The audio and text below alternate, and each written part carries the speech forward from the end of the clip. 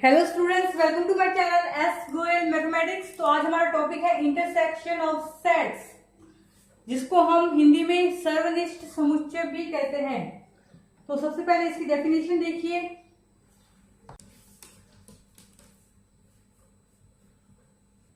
तो स्टूडेंट्स, हमारे पास डेफिनेशन है, समुच्चय ए व बी का सर्वनिष्ठ समुच्चय वह समुच्चय होगा जिसमें समुच्चय ए तथा बी दोनों के अवयव हो।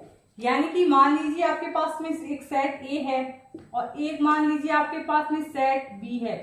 तो मान लीजिए सेट ए के एलिमेंट है आपके पास में ए बी सी डी, और हमारे पास सेट बी में एलिमेंट है C D E F, C D E F. अब हमें निकालना है ए इंटरसेक्शन बी। तो हमें इस डेफिनेशन से देखिए, वह समुच्चय होगा ए एंड बी का इंटरसेक्शन वह समुच्चय होगा जिसमें समुच्चय ए तथा बी दोनों के अवयव हों। यानी कि मान लीजिए मैं सी को रिप्रेजेंट कर रही हूं ए इंटरसेक्शन बी से, तो यहां पे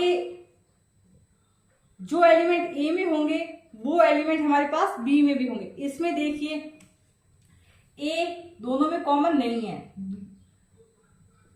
बी इसमें नहीं है, सी हमारे पास इसमें भी है, इसमें भी है, डी हमारे पास इसमें भी है, इसमें भी है। तो अब हमारे पास दोनों में एलिमेंट कॉमन क्या है, सी डी। तो हम इसे रिप्रेजेंट कैसे करेंगे ए इंटरसेक्शन बी को। ये मान लीजिए आपके पास में ए है, ये मान लीजिए बी है, दोनों में हमारे पास में कॉमन क्या है, सी और डी, जो हमारे पास ए में भी है और बी में भी है। ठीक है, और बच गए एलिमेंट कौन से हैं, ए और बी, और इसमें कौन से हैं, ई और एफ। सिंपल। और ये हमारे पास क्या है, इंटरसेक्शन वाला पार्ट है। तो ये है हमारे पास में ए इंटरसेक्शन बी, इसको हम रिप्रेजेंट करेंगे ए इंटरसेक्शन बी से। ओके, नेक्स्ट एग्जांपल देखिए। मान लीजिए आपके पास में एक सेट ए है, A equals to A B C D. Simple. और हमारे पास एक बी सेट है ई एफ जी। ओके, अब हमें ए इंटरसेक्शन बी निकालना है, तो हमें निकालना है ए इंटरसेक्शन बी।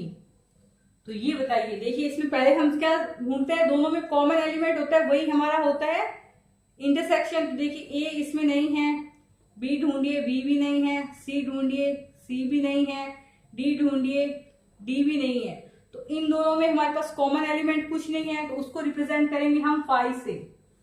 यानी कि इन दोनों में हमारे पास कॉमन एलिमेंट कुछ नहीं है। और इसका डायग्राम बनाएंगे तो कुछ इस प्रकार से बनेगा। यानी कि इन दोनों में कुछ भी कॉमन नहीं है। ये हमारे पास सेट ए हो जाएगा, ये हमारे पास सेट बी हो जाएगा, लेकिन इन दोनों सेट्स में हमारे पास कुछ भी कॉमन नहीं है। यानी कि A intersection B equals to 5। तो हम इस प्रकार के सेट को हम डिसजॉइंट सेट भी बोल सकते हैं। तो हम आपको एक डिसजॉइंट सेट भी करवा देते हैं। तो ए इंटरसेक्शन बी की डेफिनेशन हम यूं लिख सकते हैं, A intersection B equals to X, जहां हमारा एक्स ए से भी बिलोंग करेगा एंड हमारा एक्स बी से भी बिलोंग करेगा। ओके, ये हमारे पास डेफिनेशन है, A intersection B equals to X, जहां हमारा एक्स ए से भी बिलोंग करेगा और हमारा एक्स बी से भी बिलोंग करेगा। नेक्स्ट एक एग्जांपल लीजिए।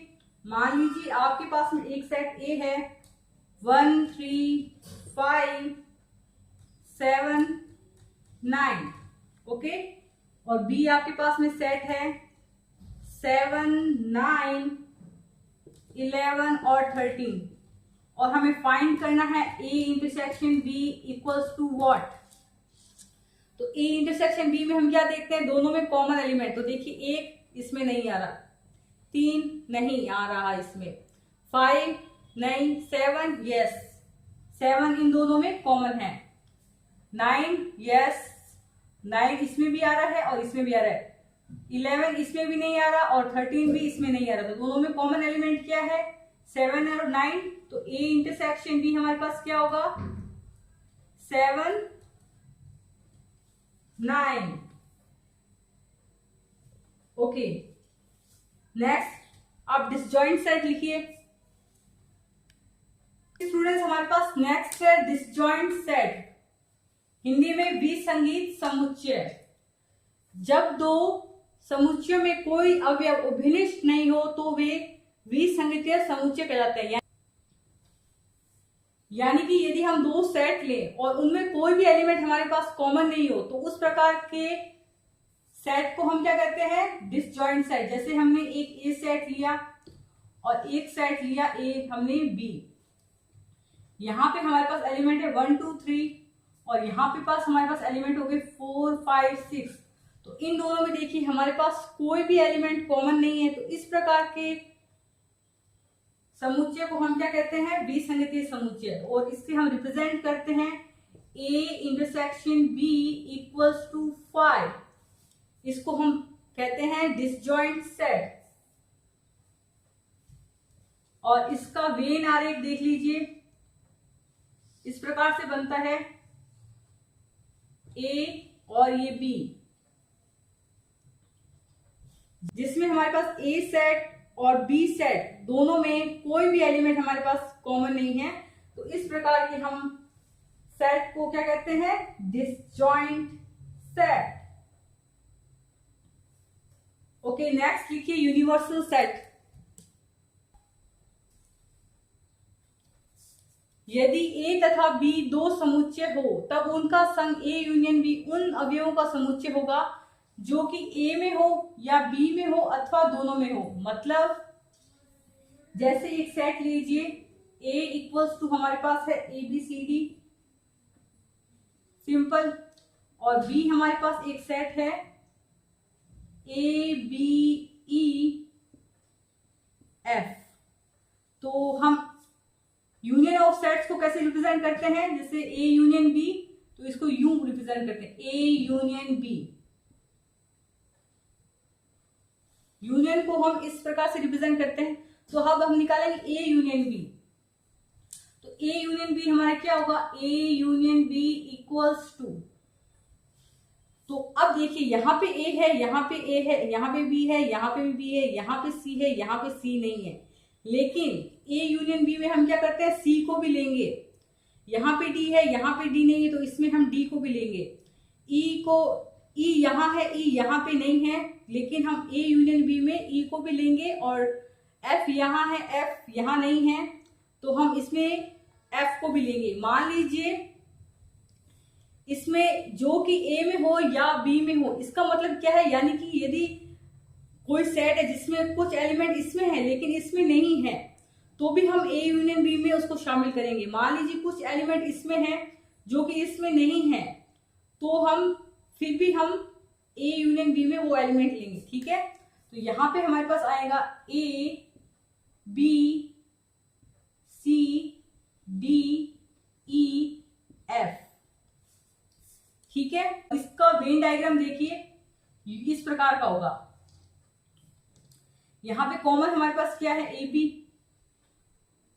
AB है कॉमन, आपको इंटरसेक्शन बताया था मैंने अभी। AB आगे हमारे पास कॉमन बच्चे क्या हमारे पास CDEF।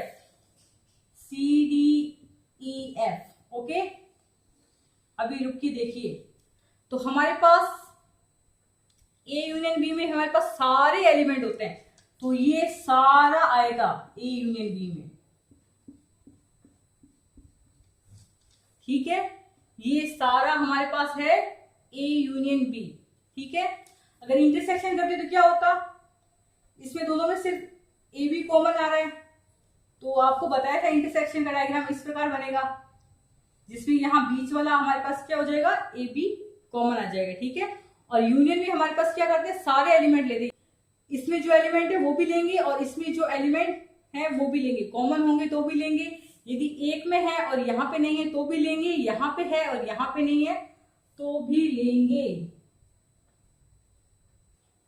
इसका एक एग्जांपल देखते हैं। मान लीजिए हमारे पास A इक्वल्स टू है 1 3 5 7 और 9। एक सेट A हमारे पास ये है, B सेट हमारे पास क्या है 7 9 11 और 13। हमें निकालना क्या है, A यूनियन B। ओके, निकालिए A union B equals to 1 3 5 7 9, सारे लिख दीजिए 1 3 5 7 9। ठीक है, अब देखो ये दोनों तो इसमें कॉमन आ गए, अब इनको वापस नहीं लिखना है। ठीक है, ये हमारे पास आ गए इस सेट में। अब 11 और 13 भी आएंगे, 11 और 13। ठीक है, देखिए 1 3 5 7 9 ये हमने सारे लिख दिए इसमें। अब देखिए यहाँ पे 7 और 9 हम ले चुके हैं, बचा क्या हमारे पास 11 और 13। तो ये हो गया हमारे पास A यूनियन B। यानी कि मान लीजिए आपके पास कुल मिला के सारे एलिमेंट लेने हैं। इसको समझने का तरीका देखिए, 1 3 5 इसमें नहीं है, लेकिन फिर भी हम A यूनियन B लेंगे तो उसमें 1 3 5 लेंगे, फिर 7 9 जो कि दोनों में कॉमन है, 11 और 13 इसमें है लेकिन इसमें नहीं है। लेकिन जब हम A यूनियन B लेंगे तो हम 11 और 13 भी लिखेंगे। अगर हम A इंटरसेक्शन B लिखते तो क्या होता, इंटरसेक्शन में हम क्या करते हैं, दोनों में कॉमन एलिमेंट देखते हैं। तो दोनों में कॉमन एलिमेंट हमारे पास यहाँ पे 7 और 9 है। तो A इंटरसेक्शन B हमारे पास क्या था, 7 और 9, set of 7 and 9। Okay, thanks for watching this video by S Goyal mathematics. आपको नेक्स्ट किस टॉपिक की वीडियो चाहिए आप कमेंट बॉक्स में बताएं। ये वीडियो क्लास 11 12 राजस्थान बोर्ड और CBSE बोर्ड दोनों स्टूडेंट्स के काम आ सकता है, और हायर मैथमेटिक्स स्टूडेंट्स भी देख सकते हैं, रिकॉल हो जाती है हमारी चीजें।